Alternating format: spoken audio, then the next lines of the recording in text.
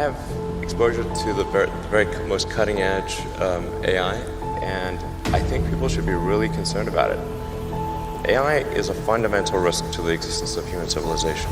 Well, first of all, I think on the artificial intelligence front, I have exposure to the very most cutting edge AI, and I think people should be really concerned about it. I keep sounding the alarm bell, but until people see like robots going down the street killing people, like they don't know how to react, because it seems so ethereal. And I think we should be really concerned about AI, and I think we should. AI is a rare case where I think we need to be proactive in regulation instead of reactive, because I think by the time we are reactive in AI regulation, it's too late. And normally the way regulations are set up is that a whole bunch of bad things happen, there's a public outcry, and then after many years, a regulatory agency is set up to regulate that industry. And there's a bunch of opposition from companies who don't like being told what to do by regulators. Anyway, it takes forever. That in the past has been bad, but not something which represented a fundamental risk to the existence of civilization. AI is a fundamental risk to the existence of human civilization in a way that car accidents, airplane crashes, faulty drugs, or bad food were not. They were harmful to a set of individuals within society, of course, but they were not harmful to society as a whole.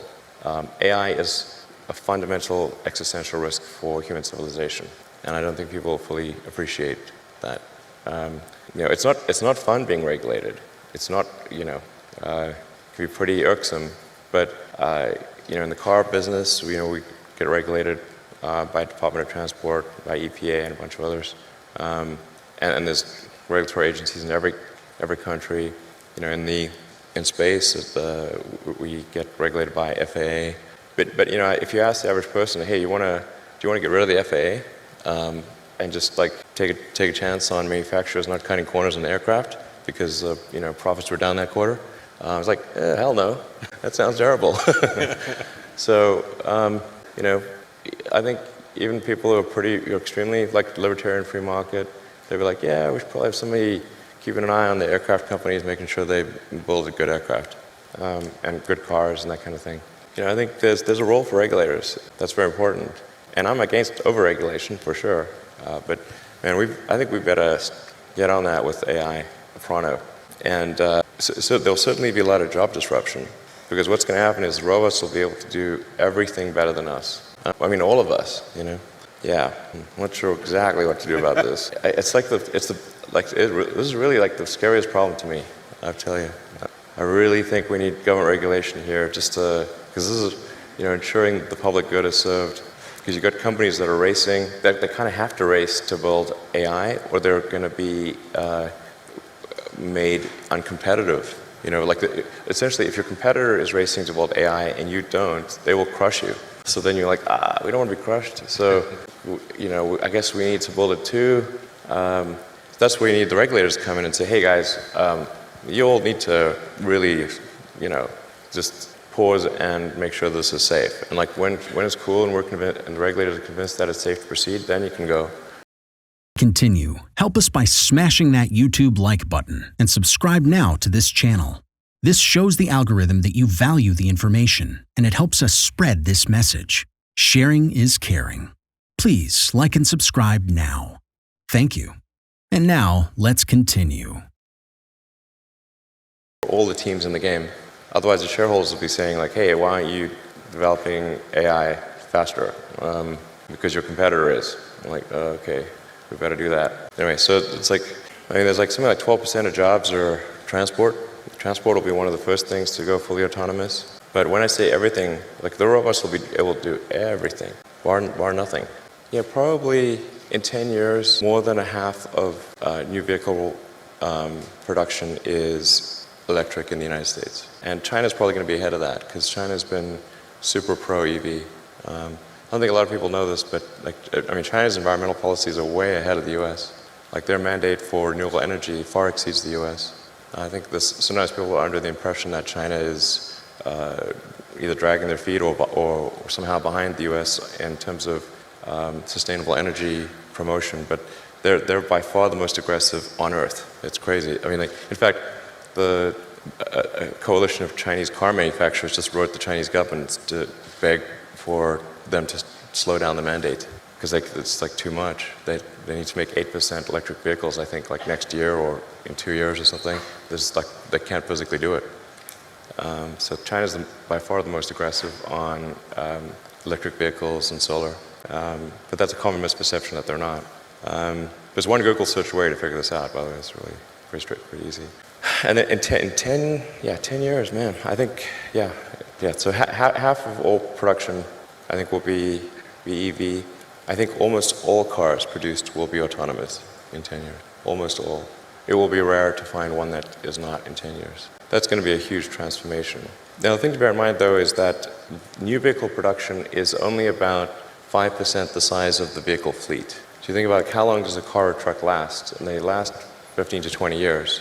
So before they're finally scrapped. So new vehicle production is only roughly at most 1/15 of the fleet size. So even when new vehicle production, say, switches over to electric or to autonomous, that still means the vast majority of the fleet on the roads is not. It'll take another, 5 to 10 years before that becomes the majority of the fleet becomes EV or autonomous. But if you were to say go out 20 years, overwhelmingly things are electric, autonomous, overwhelmingly, fully autonomous. There will not be a steering wheel. 20 years, it will be like having a horse. And there will be people that have non-autonomous cars, like people have horses. It just would be unusual to use that as a mode of transport. Let's talk about the energy piece and rooftop solar and storage. I mean, first of all, it's important to appreciate that the Earth is almost entirely solar-powered today, in the sense that the sun is the only thing that keeps us from being at roughly the temperature of cosmic background radiation, which is 3 degrees above absolute zero. If it wasn't for a sun, we'd be a frozen dark ice ball. And the amount of energy that hits the sun, that reaches us from the sun, is tremendous. It's 99% plus of all energy that Earth has. Then there's this energy we need to use to run civilization, which to us is big, but compared to the amount of energy that reaches us from the sun is tiny. So it's very easy. Like, it actually doesn't take much. If you wanted to power the entire United States with solar panels, it would take a fairly small corner of Nevada, Texas, Utah, anywhere. You only need about 100 miles by 100 miles of solar panels to power the entire United States. And then the batteries you need to store that energy to make sure you have 24/7 power is 1 mile by 1 mile, one square mile. That's it. I showed the graph of or image of this where this is what 100 miles by 100 miles looks like. It's like a little square on the U.S. map. And then there's a little pixel inside there, and that's the size of the battery pack that you need to support that. Real tiny. So, Will, you talked about 20 years from now, none of us, well, some people will still be using horses or It won't be zero. Yeah, but it's too rare. So what will the energy piece look like? I mean, what will there be? Transmission lines? Will there be a need? Use of energy is roughly divided into 3 areas, and they're more or less equal at a high level. There's about a third of energy is used for transportation of various kinds. About a third is used for electricity. About a third is used for heating. So if you want to have and then of the electricity production, call it something on the order of 10%, depending upon how you count it, is renewable. Maybe 15% today. So that means that there's a massive amount of solar that would need to be produced and connected in order to be fully sustainable. Because fully sustainable means you're tackling transport, non-renewable electricity generation, and heating.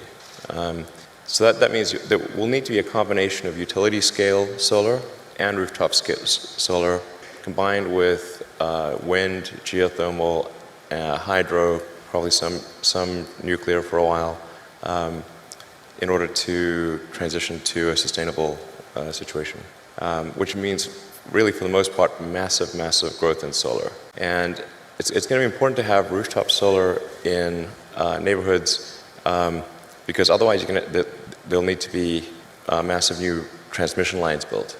And people do not like having transmission lines go through the neighborhood. They really don't like that. And I agree. You want to have some localized energy production combined with utility. So you want rooftop solar, utility solar, and that's really going to be the solution from a physics standpoint, that I can't see any other way to really do it.